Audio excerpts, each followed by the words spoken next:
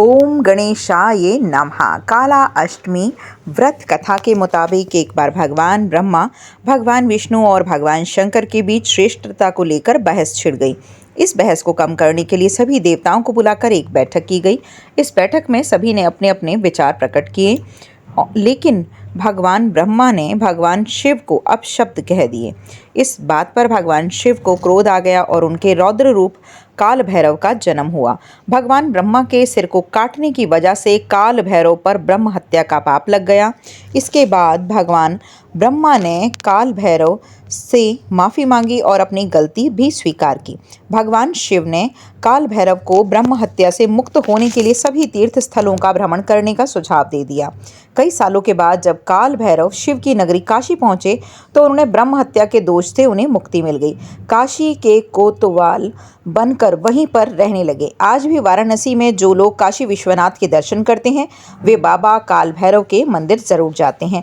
मान्यता तो यह भी है कि काल भैरव का व्रत रखने से उपासक की सभी मनोकामनाएं पूर्ण होती हैं, साथ ही जादू टोना और तंत्र मंत्र का भय भी खत्म हो जाता है। ज्योतिषियों के मुताबिक काल भैरव की पूजा करने से सभी नवग्रह के दोष दूर हो जाते हैं और उनका अशुभ फल भी समाप्त हो जाता है। कहा जाता है कि बिना व्रत कथा पढ़े कोई भी पूजा संपन्न नहीं होती, इसलिए इस दिन ये कथा आपको ज़रूर ही पढ़नी चाहिए। काल भैरव भगवान की पूजा से क्या क्या होता है? काल भैरव भगवान की पूजा बहुत ही महत्वपूर्ण मानी गई है और काल भैरव भगवान की पूजा करने से लोगों को भय से मुक्ति मिलती है और ऐसा माना जाता है कि अच्छे कर्म करने वालों पर काल भैरव हमेशा ही मेहरबान रहते हैं।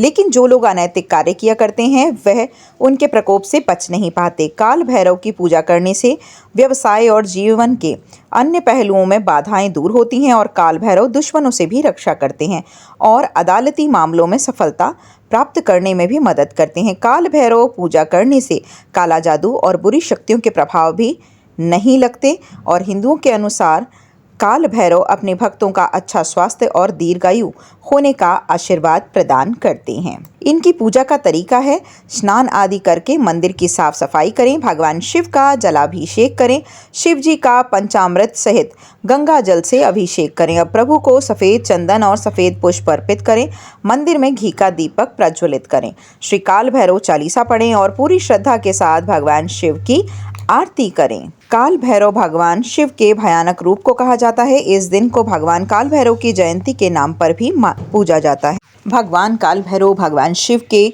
भयावह रूप को कहते हैं और इस दिन को भगवान काल भैरव की जयंती के तौर पे भी मनाया जाता है। मंगलवार और रविवार को काल भैरव जयंती मनाना ज़्यादा शुभ माना गया है क्योंकि ये दिन भगवान काल भैरव को समर्पित होते हैं। रविवार के दिन भैरव बाबा की पूजा करने से बहुत ही महत्व माना गया है और कहते हैं कि इन दिनों जो भी भगवान बाबा की पूजा करते हैं उनकी पूजा जल्द ही फलित होती है।